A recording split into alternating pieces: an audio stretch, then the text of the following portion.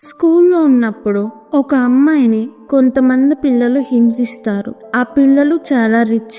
అమ్మాయి పెద్దయ్యాక తన జీవితాన్ని నాశనం చేసిన వాళ్ళ మీద పగ తీర్చుకోవడానికి తిరిగి వస్తుంది. అమ్మాయి ప్లాన్ ఏంటి, ఎలా పగ తీర్చుకుంటుంది ఇప్పుడు చూద్దాం.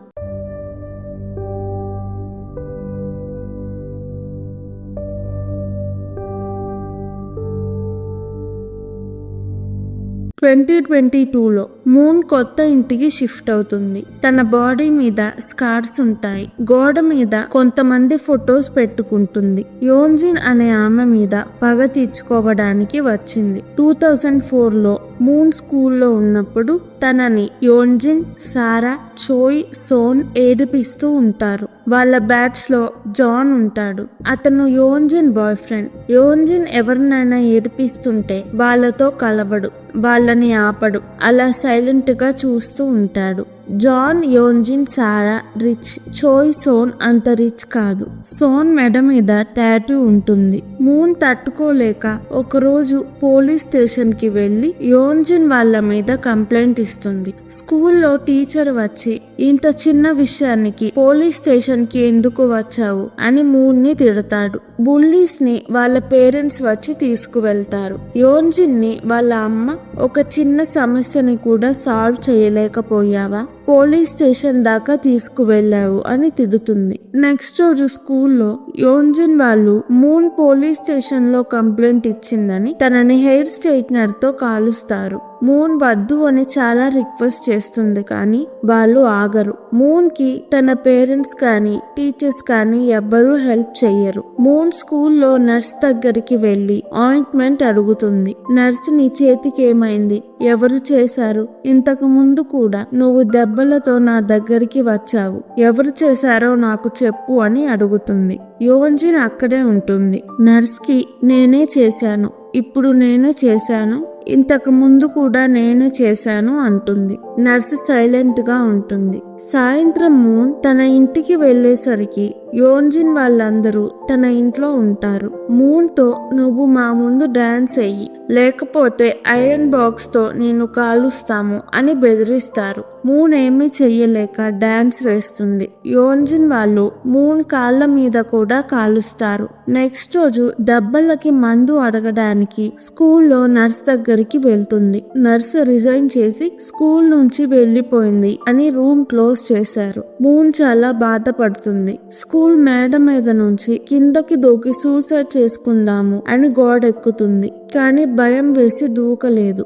అక్కడ కూర్చొని గట్టిగా ఏడుస్తుంది. మంచు పడుతుంది. తనకి దెబ్బలు మంట పుడుతూ ఉంటాయి. దెబ్బలకి మంచు పూసుకుంటుంది. నెక్స్ట్ రోజు మూన్ స్కూల్ నుంచి ట్రాన్స్ఫర్ అవుతుంది. రీజన్ యోన్జిన్ వాళ్ళ పేర్లు రాస్తుంది. టీచర్ మూన్ ని స్కూల్ కి పిలిచి నువ్వేం రీజన్ రాశావు, వాళ్ళేం చేశారు నిన్ను అని అడుగుతాడు. మూన్ నన్ను కాల్చారు, కొట్టారు అంటుంది. టీచర్ ఫ్రెండ్స్ అన్నాక కొన్నిసార్లు ఇలా అవుతూ ఉంటాయి, నీకు కాళ్ళు చెయ్యి ఏమీ విరగలేదుగా అంటాడు. మూన్ నీ కొడుకుకి కూడా నాలాగా జరిగితే మీరు ఇలాగే అంటారా అని అడుగుతుంది. టీచర్ కి కోపం వచ్చి మూన్ చెంప మీద గట్టిగా చాలా సార్లు కొడతాడు. స్టాఫ్ రూమ్ లో టీచర్స్ అందరి ముందు. మూన్ అమ్మ నాన్నకి డివోర్స్ అయింది. మూన్ అమ్మ మూన్ ని చూసుకోదు, తన పనుల్లో తను ఉంటుంది. మూన్ పార్ట్ టైం జాబ్స్ చేసుకుంటూ డబ్బులు సంపాదించుకుంటుంది. యోన్జిన్ అమ్మ మూన్ అమ్మకి డబ్బులు ఇచ్చి మూన్ కి కొంచెం మెంటల్ ఉంది అని స్కూల్ ట్రాన్స్ఫర్ డాక్యుమెంట్ లో సైన్ చేపించుకుంటుంది. మూన్ అమ్మ మూన్ ని వదిలేసి ఇల్లు ఖాళీ చేసి వెళ్లిపోతుంది. మూన్ స్కూల్ యూనిఫామ్, బుక్స్ అన్ని ఇంటి బయట పెట్టి ఉంటాయి. అక్కడ ట్రాన్స్ఫర్ డాక్యుమెంట్ ఉంటుంది. తనకి మెంటల్ అని స్కూల్ మానేసిందని ఉంటుంది. తన అమ్మ సైన్ ఉండడం చూస్తుంది. మూన్ కి చాలా బాధ వేస్తుంది. తన దెబ్బలు మంటగా దురదగా ఉంటాయి. సూసైడ్ చేసుకుందాము అని నది దగ్గరికి వెళ్తుంది. ధైర్యం సరిపోక అక్కడ గట్టిగా ఏడుస్తుంది. నెక్స్ట్ రోజు స్కూల్లో యోన్జిన్ వాళ్ళు ఇంకొక అమ్మాయిని ఏడిపిస్తూ బుల్లీ చేస్తూ ఉంటారు. మూన్ వచ్చి యోన్జిన్ తో నేను అసలు మర్చిపోను, మనం మళ్ళీ కలుస్తామంటుంది. కొన్ని సంవత్సరాలు మూన్ పార్ట్ టైం జాబ్ చేసుకుంటూ ఎగ్జామ్ రాస్తుంది. అక్కడ తనకి సోంగ్ హీ పరిచయం అవుతుంది. మూన్ ఒక కాలేజ్ లో సెలెక్ట్ అవుతుంది.